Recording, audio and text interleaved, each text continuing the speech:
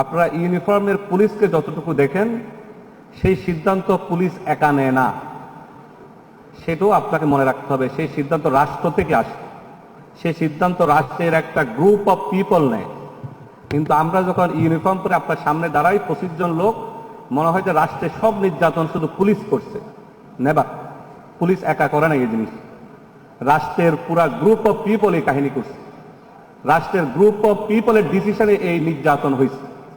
আমরা নির্দ্বিধায় আপনাদের কাছে যদি পুলিশ প্রশাসনের পুলিশের কোন ব্যক্তির কৃতকর্ম আমাদের সম্মানিত যে প্রিন্সিপাল মহোদয় যে বললেন সেটা স্বীকার করেই বলি, আমাদের কিছু লোক অবশ্যই ইউনিফর্মের কারণে আপনার সামনে বেশি চোখে পড়ছে।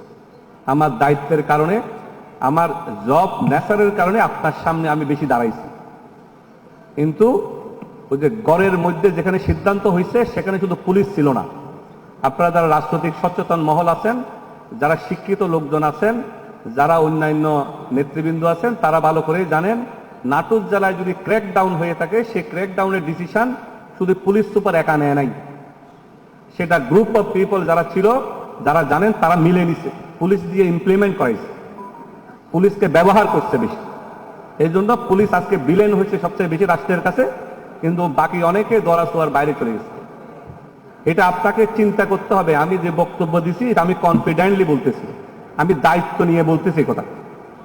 এই সিদ্ধান্তের সাথে যারা সম্পৃক্ত, এই সিদ্ধান্তের সাথে যারা বাহাবা দিছে, যেই সিদ্ধান্ত বাস্তবায়নের জন্য অন্য ডিপার্টমেন্ট থেকে আপনাকে উদ্বুদ্ধ করছে, তারও পুলিশের থেকে কম দায়ী না এই জুলাই ক্র্যাকডাউনের জন্য। এটা আমি অ্যাজ এ পুলিশ সুপার হিসেবে আপনাকে বলতে পারবো। তাদেরকেও দায়িত্ব নিতে হবে, তাদেরকেও রাষ্ট্রের কাছে ক্ষমা চাইতে হবে।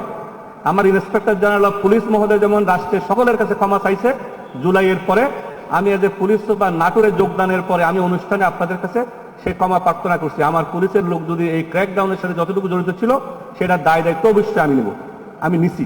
আমি সেটা ক্ষমা প্রার্থনা অতীতও করছি, আজকেও করতে রাজি। এই জুলাই শহীদ পরিবারের সংবর্ধনা অনুষ্ঠানও আমি সেই দায় স্বীকার করে ক্ষমা চাইতে আমার কোনো আমার দ্বিধা নেই, আমি দ্বিধা বোধ করতে রাজি না।